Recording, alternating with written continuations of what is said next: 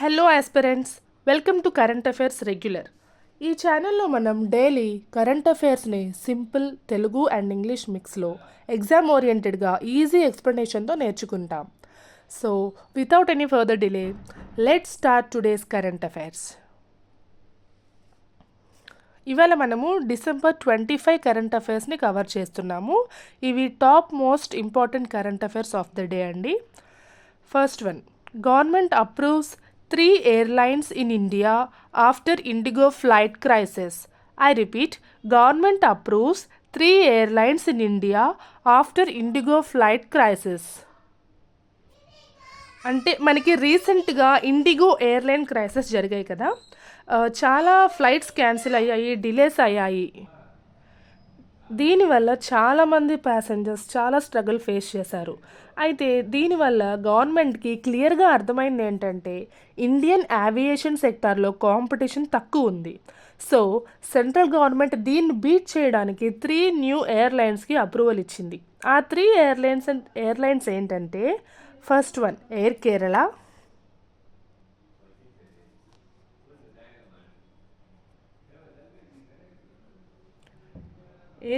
అలాగే సెకండ్ది ఆలింద్ ఎయిర్,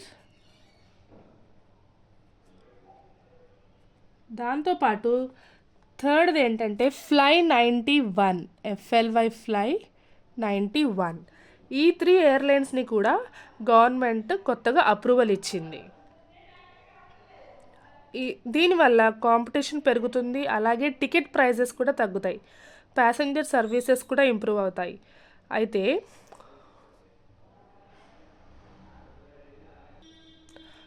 నేను ఇక్కడ ఈచ్ ఎయిర్లైన్ గురించి జస్ట్ బ్రీఫ్గా చెప్పేస్తానండి. ఎయిర్ కేరళ అనేది కేరళ బేస్డ్ ఎయిర్లైన్. ఇది మెయిన్గా గల్ఫ్ కంట్రీస్ అంటే మిడిల్ ఈస్ట్కి ట్రావెల్ చేసే మలయాళీ ప్యాసింజర్స్ కోసం ప్లాన్ చేస్తున్నారు. కొచ్చిలో మెయిన్ హబ్గా డెవలప్ చేయడానికి ప్లాన్ ఉంది. తర్వాత Alhind air group already travel and tourism సెక్టర్లో ఫేమస్, మనందరికీ తెలిసిందే.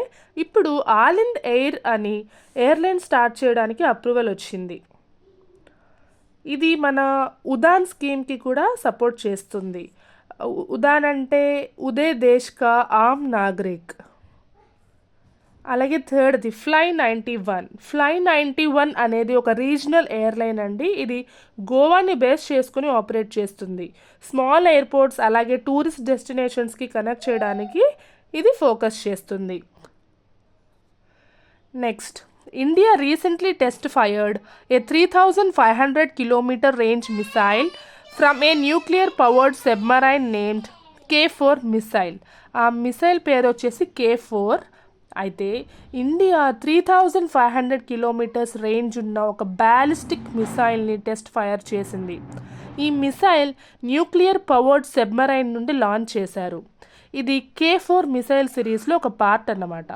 This strengthens India second strike nuclear capability.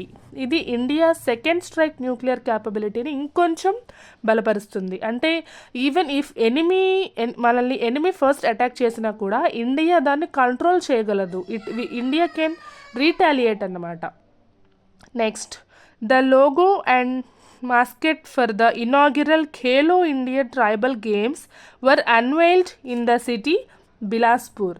ఇది మనకి చాలా ఇంపార్టెంట్ క్వశ్చన్ అండి. ఎగ్జామ్స్లో ఖచ్చితంగా చాలా ఛాన్సెస్ ఉన్నాయి ఈ క్వశ్చన్ కవర్ చేయడానికి. ఖేలో ఇండియా ట్రైబల్ గేమ్స్ అనేది ట్రైబల్ యూత్ స్పోర్ట్స్ టాలెంట్ని ప్రమోట్ చేయడానికి స్టార్ట్ చేశారు. ఈ గేమ్స్కి సంబంధించిన లోగో అండ్ మాస్కెట్ బిలాస్పూర్లో అన్వైల్ చేస్తారు. అయితే దీని యొక్క మెయిన్ ఆబ్జెక్టివ్స్, ఎందుకు కొత్తగా ఇది ఇంప్లిమెంట్ చేశారు అంటే ట్రైబల్ కల్చర్ని ప్రొటెక్ట్ చేయడానికి, అలాగే వాళ్ళలో ఉన్న టాలెంట్ని బయటకు తీయడానికి, నేషనల్ లెవెల్ ప్లాట్ఫామ్ వాళ్ళకు కూడా ఒక అవకాశాన్ని కల్పించాలని చెప్పేసి దీన్ని స్టార్ట్ చేశారు. Next, Veer Bal Diwas is observed every year nationally on December 26. Veer Bal Diwas అనేది 26న ఎవ్రీ ఇయర్ జరుపుకుంటాము. ఇది గురు గోబింద్ సింగ్ జీ సన్స్, అంటే వాళ్ళ సన్స్ ఎవరంటే షాహిబ్జాదాస్ బ్రేవరీని గుర్తు చేసుకోవడానికి ఇది సెలబ్రేట్ చేసుకుంటారు. వాళ్ళ కొడుకులు ఏం చేశారంటే they sacrificed there lifes at a very young age for religion, courage, justice. This day inspires youth patriotism and moral values. యూత్లో ప్యాట్రియాటిజంని అలాగే మోరల్ వాల్యూస్ని ప్రమోట్ చేయడానికి ఈ వీర్ బాల్ దివాస్ని సెలబ్రేట్ చేసుకుంటాము. ఎవ్రీ ఇయర్ December 26న ఇది జరుగుతుంది.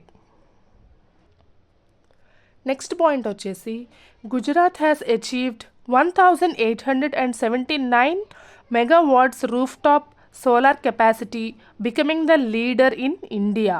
వావ్, గుజరాత్ స్టేట్ అనేది 1879 మెగావాట్స్ రూఫ్ టాప్ సోలార్ కెపాసిటీని అచీవ్ చేసింది. ఇది గుజరాత్ని చాలా ప్రౌడ్ మూమెంట్ కదండి. This made Gujarat India's number 1 state in the rooftop solar. So ఇది మనకు ఖచ్చితంగా గుర్తుంటుంది. సోలార్ కెపాసిటీ 1879 అంత మెగావాట్స్ని ఫస్ట్ అచీవ్ చేసింది ఏ స్టేట్ అంటే గుజరాత్. మనందరికీ తెలిసిందే కదా, సోలార్ పవర్ వల్ల బెనిఫిట్స్ ఏంటి, రెన్యూవబుల్ ఎనర్జీ ప్రమోషన్ అవుతుంది, ఎలక్ట్రిసిటీ బిల్స్ తగ్గడానికి, క్లైమేట్ చేంజెస్ని కంట్రోల్ చేయడానికి కూడా యూజ్ అవుతుంది. అలాగే మన మిషన్ ఏదైతే ఉందో గ్రీన్ ఇండియా మిషన్, దానికి కూడా చాలా బాగా హెల్ప్ అవుతుంది. తర్వాత INS Sindhu Ghosh recently decommissioned after 40 years of service, belonged to Indian Navy branch of Indian Armed Forces. INS Sindhu Ghosh అనేది Indian navy submarine. Almost 40 years service తర్వాత దాన్ని డీకమిషన్ చేశారు. It played a key role in India's maritime security. India maritime సెక్యూరిటీలో ఇది చాలా important రోల్ని play చేసింది. But now navy is moving towards modern and advance submarines. అంత మోడర్నిటీ ఎక్కువైపోయింది కదండి. సో ఈ 40 ఇయర్స్ సర్వీస్ ఉన్న INS సింధు ఘోష్ అనే ఒక సబ్మెరైన్ని ఇప్పుడు దాన్ని డిస్మాంటిల్ చేస్తున్నారు. Next, Madhya Pradesh has decided to introduce A rolling budget system from the financial year 2026 to 2027. Madhya Pradesh government rolling budget సిస్టమ్ని ఇంట్రడ్యూస్ చేయడానికి డిసైడ్ అయింది. ఇది 2026 to 2027 ఫినాన్షియల్ ఇయర్స్లో దీన్ని ఇంప్లిమెంట్ చేస్తారు. రోలింగ్ బడ్జెట్ అంటే ఏంటి? ఇదంటే ఫిక్స్డ్ యాన్యువల్ బడ్జెట్ కాదు, but continuous review and update ఉంటుంది.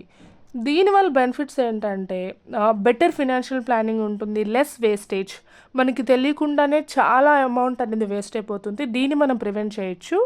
అలాగే మోర్ ఎఫిషియంట్ గవర్నెన్స్ని కూడా ప్రమోట్ చేస్తుంది. Next, the last one, the world's largest open air theatre festival Dhanu Yatra begins in Bargarh district of Odisha. Dhanu Yatra అనేది world's largest open air theatre festival అట. ధను యాత్ర అనేది world's largest open air theatre festival. It is conducted in Bargarh district of Odisha. Bargarh అనే district ఒడిషాలో ఉందండి, అక్కడ దీన్ని celebrate చేస్తారు. It is based on Krishna Kansa story.